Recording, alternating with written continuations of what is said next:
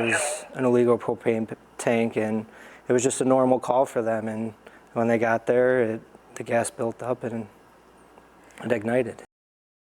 On December 27, 1983, at 8:27 p.m., the sky above Buffalo was lit up by a flash of incredible power. A fireball rose above the city, visible from up to 15 miles away. In the blink of an eye, a 4-story building ceased to exist, becoming the epicenter of destruction that engulfed several blocks. That evening, the city lost 5 firefighters. They responded to a routine call about a gas smell, but found themselves in a deadly trap when the Chimera radiator warehouse exploded. This tragedy became one of the deadliest incidents in the history of the Buffalo Fire Department. The explosion killed 7 people and injured more than 150. The shockwave destroyed 14 buildings, damaged more than 80 homes, and blew out windows within a half-mile radius. The aftermath of that December night is still felt in the city today. How did an ordinary radiator warehouse turn into a bomb? Why did experienced firefighters fail to recognize the deadly danger? Who is responsible for the tragedy that cost the city millions of dollars and, more importantly, 7 lives? To understand how this disaster happened, we need to go back to a winter evening in 1983 when it all started with one fatal mistake. Buffalo in 1983 was an industrial city on the shores of Lake Erie, going through difficult times. After decades of prosperity linked to the steel industry, the city was gradually entering an era of economic decline. December in Buffalo is usually harsh, with snow, wind, and temperatures below freezing. In such weather, residents would rush to get back to their warm homes, and the streets would empty as darkness fell. But life went on. In the industrial areas, work continued into the evenings. At the corner of North Division and Grosvenor Streets, about a mile east of Lake Erie, stood a 4-story warehouse owned by Chimera Radiator. It was a typical building of its era, with brick walls and massive wooden beams inside, covering an area of about 5,000 square feet per floor. The building did not attract much attention, being one of many similar structures in the city's industrial neighborhoods. The area was characterized by mixed development. Next to the warehouse were residential buildings, an old Gothic church, and a 10-story apartment complex. Such a mix of residential and industrial properties was common in Buffalo, but in the case of Chimera Radiator Company, it played a tragic role. The company specialized in repairing car radiators, a routine business that hardly anyone considered dangerous. Propane-powered forklifts were used to move goods inside the warehouse. This gas was ideal for indoor use because it produced fewer harmful emissions than gasoline when burned. However, propane is deadly. It is a combustible gas that is heavier than air, and, when leaked, spreads across the floor, filling low areas of rooms. In its natural state, propane is odorless, so odorants with a characteristic rotten egg smell are added to it to detect leaks. But the most important property of propane is its high explosiveness in enclosed spaces. Buffalo City regulations strictly limited the amount of propane allowed to be stored inside buildings. The owners of Chimera Radiator, George Wilson and Gerald Malachowski, claimed that their forklifts were refueled outside the building and that there were no gas supplies inside. But in reality, an illegal 500-gallon propane tank was stored in the warehouse, exceeding the permissible volume many times over. The owners did not have the necessary permits to store such a large quantity of hazardous material. This illegal tank, hidden from the eyes of inspectors, quietly waited for its moment until, on the evening of December 27, 1983, a routine work error turned it into a time bomb. The evening of December 27th was a typical winter evening in Buffalo. Most of the workers had already gone home, but 3 workers remained at the Chimera Radiator Company warehouse. 2 were installing drywall for a new office on the first floor, while the 3rd was working on the 3rd floor, moving loads with a forklift. At around 8:15 p.m., something happened that set off a chain of tragic events. The worker on the 3rd floor was trying to move a 500-gallon propane tank with a forklift. During this operation, the tank slipped off the forks and crashed to the floor with a loud bang. The fall damaged a valve, and propane began to leak rapidly. The air was instantly filled with the characteristic odor of odorant, reminiscent of rotten eggs. Realizing the danger, the worker immediately took the elevator down to the first floor. He met 2 other employees and explained the situation in a panic. All 3 realized that they had only minutes to leave the building. Without wasting any time, the workers evacuated the warehouse. They got into a car, drove to a safe distance, and called 911. It was approximately 8:20 p.m.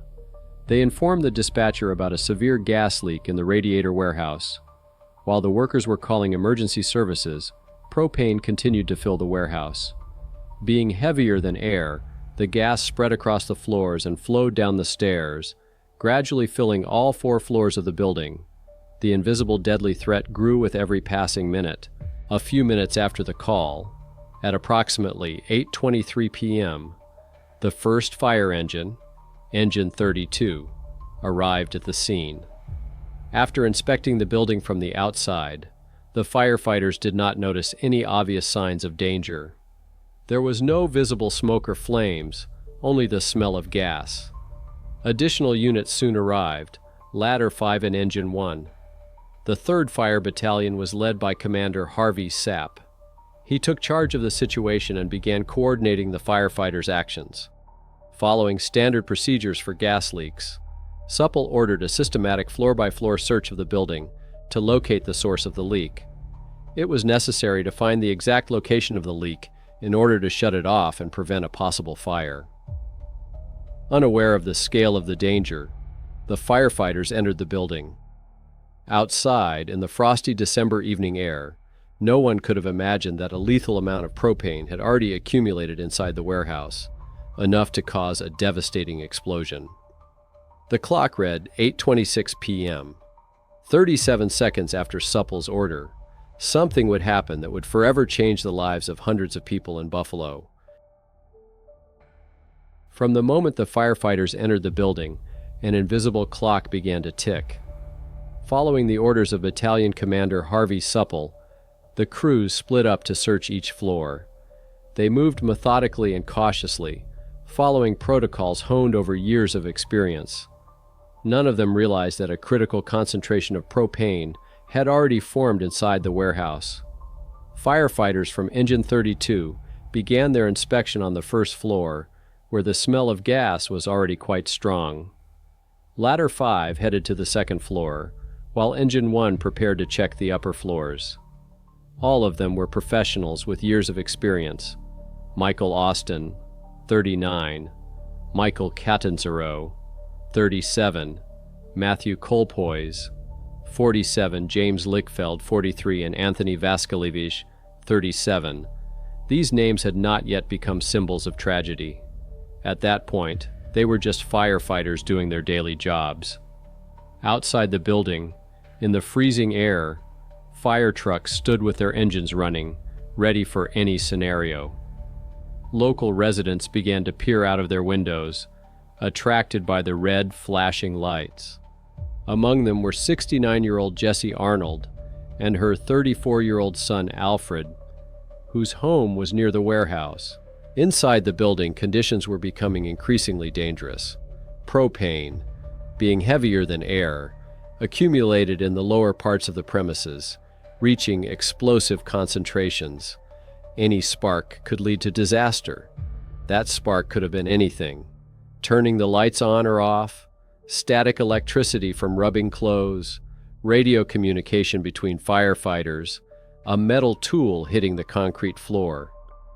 According to Frank Baradzik, a firefighter who was outside, there were no signs of the tragedy.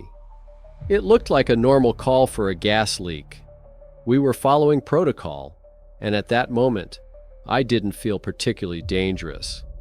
Gary McAndrews, a 33-year-old firefighter who was closest to the entrance, later recalled, "The smell of gas was strong, but we had dealt with situations like this before.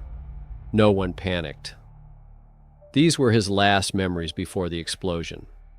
At 8:26 p.m., Battalion Commander Sapp received the first report from the team inspecting the first floor. They reported a strong smell of gas but had not yet found the source of the leak. Sapp ordered the search to continue, paying particular attention to the upper floors. By this time, the smell of gas had spread to the street, where other firefighters were stationed and onlookers were beginning to gather. Some experienced firefighters began to feel uneasy. The smell was too strong and could indicate a large leak, rather than the minor problem that had been initially suspected. With every passing second, the concentration of propane inside the building increased. The gas seeped into every crack, filling the space between the walls, under the floors, and above the ceilings. The old building with its wooden structure was becoming a huge bomb, ready to explode at the slightest spark.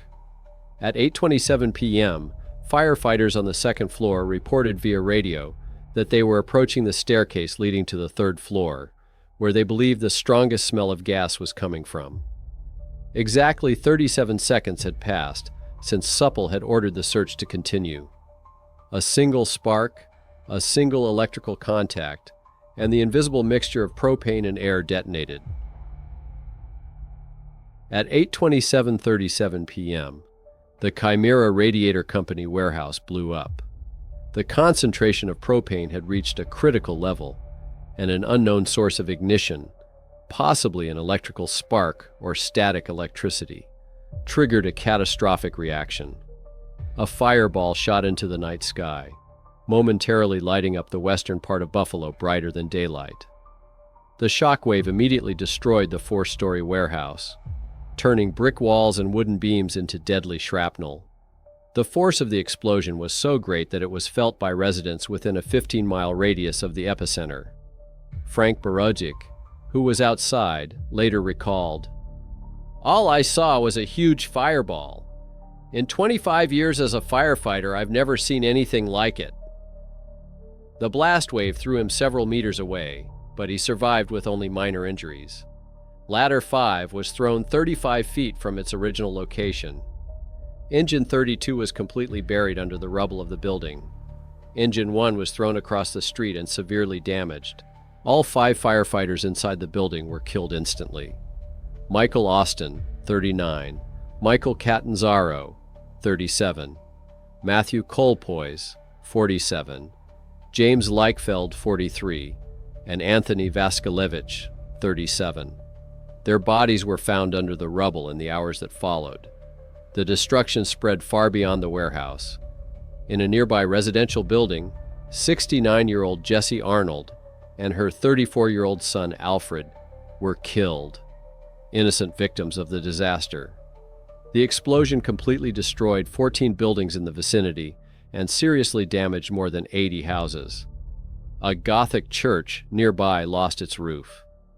Windows within a half-mile radius were blown out by the blast wave. Burning debris scattered over a radius of several hundred meters caused numerous secondary fires. The frosty air was filled with smoke, dust from the destroyed buildings, and the cries of the injured. Gary McAndrews, a 33-year-old firefighter who was closest to the entrance of the building, survived but was seriously injured. The force of the explosion literally knocked him out of his boots and broke his leg. His body was covered with shrapnel, and his injuries were so severe that he fell into a coma until December 31st, the day his fallen comrades were buried. In the first minutes after the explosion, chaos reigned at the scene of the tragedy. Surviving firefighters, many of whom were themselves injured, tried to provide first aid to local residents. Some people wandered among the debris in shock, stunned by the explosion and injured by flying glass and debris. By 8:30 p.m., it was clear to everyone. A disaster of unprecedented scale had struck Buffalo.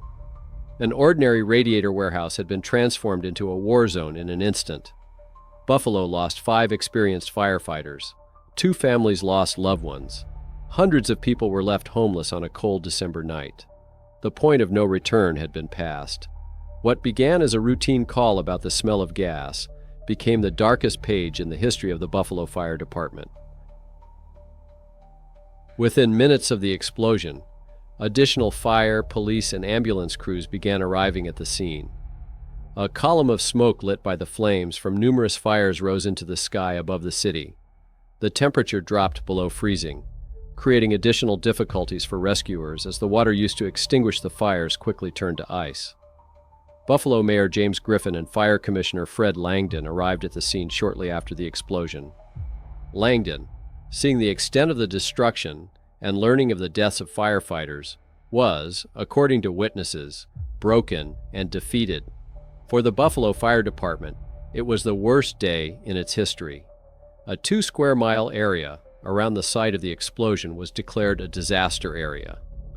Authorities organized the evacuation of residents from the dangerous area.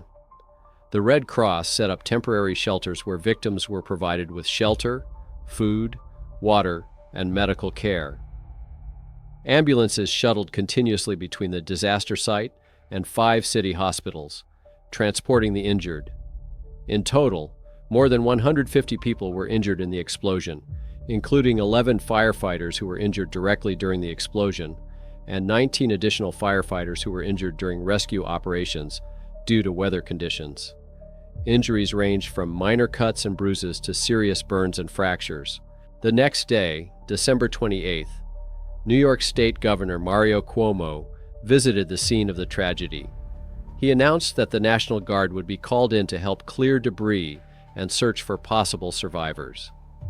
Visiting the injured in the hospital, Cuomo said, "What can you say to the families?" "It's overwhelming because no one understands why innocent people are suffering." Fire Commissioner Fred Langdon announced at a press conference that the explosion was caused by an illegal 500-gallon propane tank at the Chimera Radiator Company warehouse. According to him, workers reported that they accidentally dropped the tank from a forklift, damaging a valve, which led to a massive leak. The investigation quickly determined that the warehouse owners, George Wilson and Gerald Malachowski, did not have the necessary permits to store such a large amount of propane. It was found that in addition to the main tank that caused the tragedy, other smaller propane tanks were also stored in the warehouse. The economic damage from the explosion was enormous. Property damage was estimated at approximately $5 million in 1983 dollars. The destroyed firefighting equipment cost the city an additional $500,000.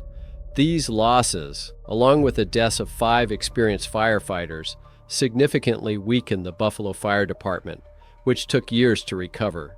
The legal consequences were not long in coming. The warehouse owners were charged with violating hazardous materials storage regulations. George Wilson was found guilty and sentenced to a $1,000 fine, 3 years probation, and an obligation to pay $200,000 in compensation to the city of Buffalo. Gerald Malachowski was acquitted, which outraged many city residents, especially surviving firefighter Gary McAndrews.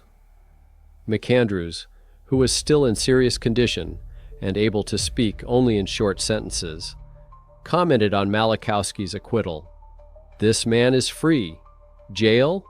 Number fine." His comment reflected widespread dissatisfaction that despite the severity of the tragedy, the punishment for the owners was relatively lenient. The families of the firefighters who died filed a lawsuit against the city of Buffalo, claiming that the dispatcher who took the initial call about the gas leak was negligent. In their opinion, given the seriousness of the situation, an evacuation of the area should have been initiated, rather than a search for the source of the leak inside the building. However, the court dismissed these allegations, ruling that the dispatcher had acted in accordance with standard protocols. A total of $5.6 million in insurance compensation was paid out on 53 claims related to the explosion, including $1.2 million to Gary McAndrews to cover medical expenses and as compensation for injuries sustained. By early 1984, most of the houses destroyed by the explosion had been cleared away, but scars remained at the site of the tragedy that could not heal as quickly as physical wounds. The explosion at the Chimera Radiator Company warehouse on December 27, 1983, changed Buffalo forever. Although the physical evidence of the disaster has been removed over time, its echoes can still be felt today, decades after the tragedy. First and foremost, the tragedy led to stricter regulations for the storage of propane and other hazardous substances in Buffalo. City authorities significantly tightened enforcement of licenses and permits and imposed stricter limits on the amount of propane that could be stored inside buildings. These measures were a direct response to the violations uncovered during the investigation. The explosion prompted fire departments in Buffalo and other cities to review their protocols for responding to reports of gas leaks. Firefighters received additional training on dealing with combustible gases, and additional precautions were introduced, such as the mandatory use of gas detectors and preliminary reconnaissance before entering buildings with potential gas leaks. Emphasis was placed on the need to evacuate the area in the event of significant leaks, rather than simply searching for the source of the problem. The Chimera Radiator Company warehouse itself was not rebuilt. The site was completely cleared after the explosion, and today there is little to remind us of the tragedy of 1983. However, at the southwest corner of North Division and Grosvenor Streets, where fire hydrant 1911 stood, a memorial has been erected in memory of the firefighters and residents who lost their lives. This memorial has become the center of annual remembrance ceremonies. Every year on December 27th at 8:23 p.m., the time when firefighters arrived at the scene of the future tragedy, the Buffalo Fire Department observes a moment of silence.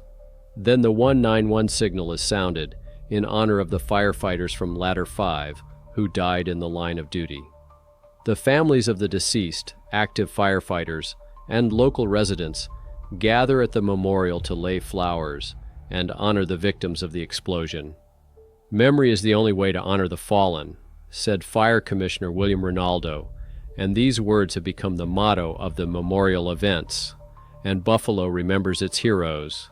The story of Gary McAndrews, a firefighter who survived the explosion, has become a symbol of both tragedy and resilience. Severely injured, he fought for years to regain his health. His road to recovery was difficult, but McAndrews became a living testament to that December night, preserving the memory of his fallen comrades. Equally significant is the story of Nicholas Catanzaro, son of deceased firefighter Michael Catanzaro. Following in his father's footsteps, Nicholas became a firefighter himself and is actively involved in memorial events.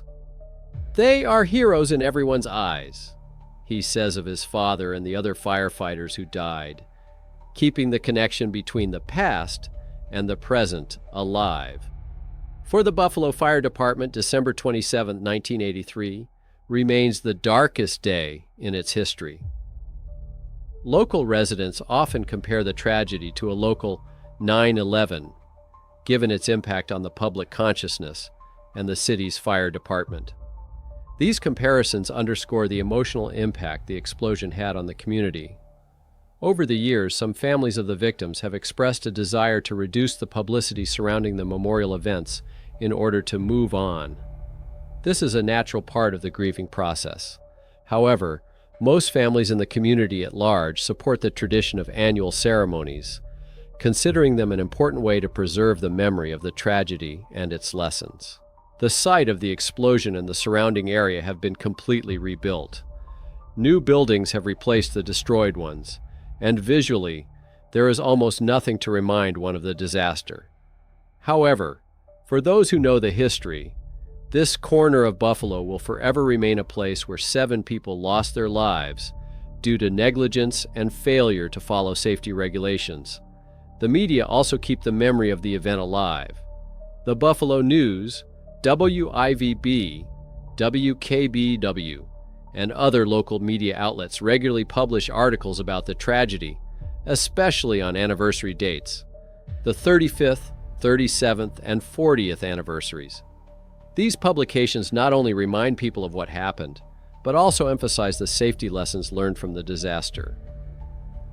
The Buffalo explosion remains a vivid example of how seemingly minor safety violations can lead to catastrophic consequences.